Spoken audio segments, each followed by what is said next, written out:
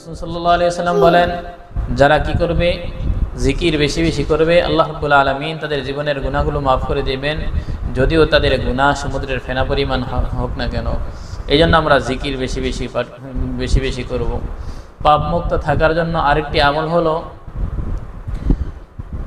হিম্মত করা, যে আমি গুনাহ করবই না, গুনাহ থেকে আমি বেঁচেই থাকবো। এভাবে যদি হিম্মত করে তাহলে পাপমুক্ত থাকা যায়, গুনাহমুক্ত থাকা যায়। যেমন বিশ্বনবী সাল্লাল্লাহু আলাইহি ওয়াসাল্লাম হাদিসে পাকের মধ্যে ইরশাদ করেছেন, মান হাম্মা বিসাইয়্যাতি ফালাম ইয়ামালহা ফালাহু হাসানাতুন কামিলা। তাহলে আল্লাহ রাব্বুল আলামিন, যে ব্যক্তি গুনাহের এরাদা করলো, গুনাহ সামনে আছে কিন্তু ওই গুনাহটা করলো না, তাহলে আল্লাহ রাব্বুল আলামিন তার আমলনামায় কি করবেন, একটি নেকি, পরিপূর্ণ একটি নেকি তার আমলনামায় দান করবেন। সুবহানাল্লাহ। পাপমুক্ত থাকার আরেকটি আমল হলো, আমি পাপমুক্ত থাকলে সওয়াব পাবো, পাপমুক্ত থাকলে আল্লাহ তাআলার নৈকট্য লাভ হবে, পাপমুক্ত থাকলে জান্নাত পাওয়া যাবে। মোট কথা সওয়াবের আশা নিয়ে পাপ থেকে বিরত থাকা।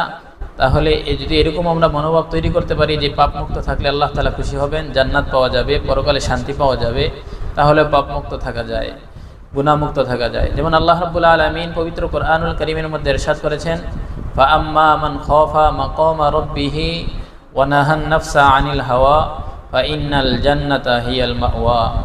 ফাআম্মা মান খাফা মাকামা রাব্বিহি, আমার যে সকল, আল্লাহ রাব্বুল আলামিন বলেন, আমার যে সকল বান্দারা আমার সামনে দাঁড়ানোকে ভয় করবে, কাল কিয়ামতের ময়দানে আমার সামনে হিসাব দিতে হবে, এই ভয় যারা আমার করবে, আমার সামনে দাঁড়ানোকে যারা ভয় করবে, এবং এই ভয়ে, জাহান্নামের ভয়ে, পরকালের ভয়ে, আমার সামনে দাঁড়ানোর ভয়ে গুনাহমুক্ত থাকবে, ফাইন্নাল জান্নাতা হিয়াল মাওয়া।